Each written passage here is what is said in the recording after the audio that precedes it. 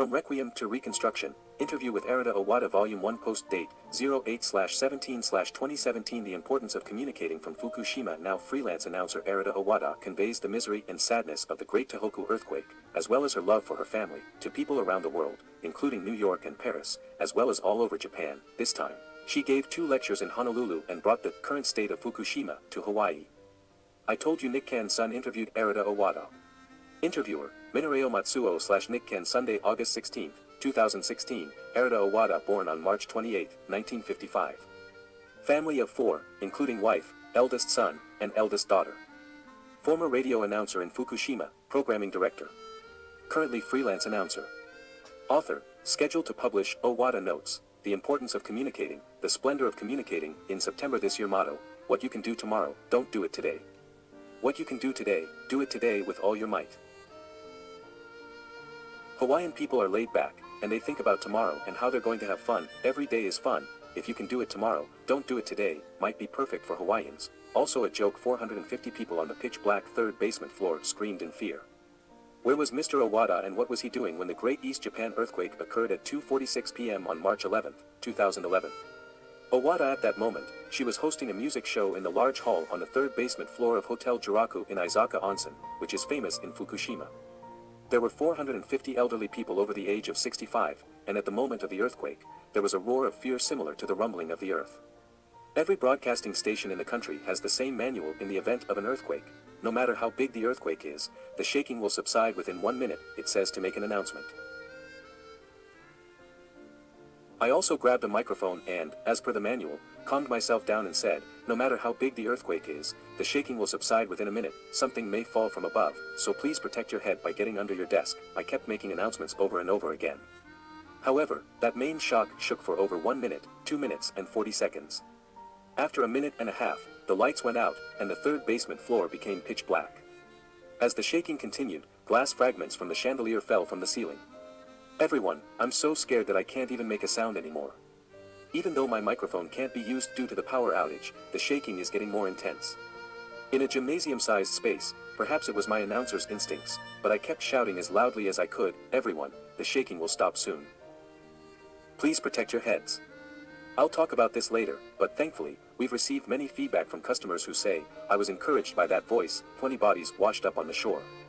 After this, a tsunami will come, but at Izaka Onsen, which is 60 kilometers away from the sea, we could not imagine a large tsunami.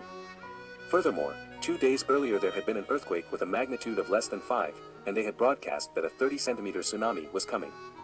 This experience stayed with me, and I regret that I thought that even if a tsunami came, it would be at most 1 meter, and that it would be a tsunami warning. The longest shaking of 2 minutes and 40 seconds has finally subsided. After making sure that all 450 people were safe, I checked with the hotel manager and asked if I could go home because there was a broadcast, and I hurried back to the office, but all the road lights were gone and the walls of houses were broken in many places. It collapses on the road, blocking traffic. After taking many detours and of course not being able to get through on the phone, I returned to the office after spending an hour and a half instead of the usual 30 minutes. The other day, in my car, I kept thinking desperately about what I could do to protect the lives of the people listening to the radio. During this time, a large tsunami was hitting various parts of the country. The shrine was 60 kilometers away from the sea, so it was not possible to get to the coast immediately. Tsunami damage information is coming in one after another from Kyoto News.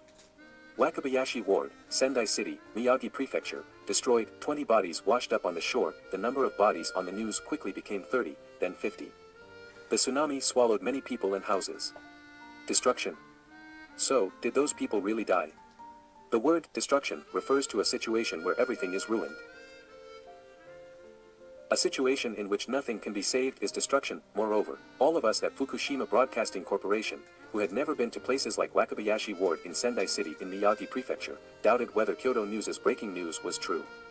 The news soon changed to Fukushima, Tsurashihama District, Shinchimaki, Somagun, destroyed. Tsurashihama is a fishing port town, and we know a lot about the people at the inn called Asahi Kan and the fishermen who were destroyed. Then, did those people really die? But no one saw the scene at that time. The nuclear power plant had not yet exploded and there was no sense of crisis. The nuclear power plant exploded the next day. To be honest, we were at a loss as to whether we should really report the Kyoto news as it was. But the aftershocks continued, and many people were unable to return to their homes because they were afraid of the aftershocks. There were many people in their cars, clinging to the radio and listening to the information. I continued broadcasting for 12 hours from 6 p.m. on the day of the earthquake to 6 a.m. the next day without even going to the bathroom and without commercials.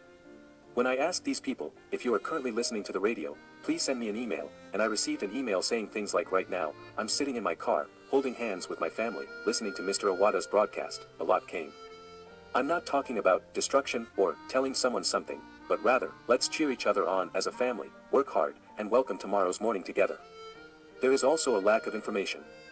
Tomorrow's sunrise will be at 5:55 a.m. Go, go, go, the sunrise of hope will rise at 5:55. Until then, let's encourage each other, do our best, and face tomorrow. I'll be able to give you all accurate information tomorrow. I still remember him saying that, but looking back, that's all I remember, and everyone at the broadcast station and I were really desperate.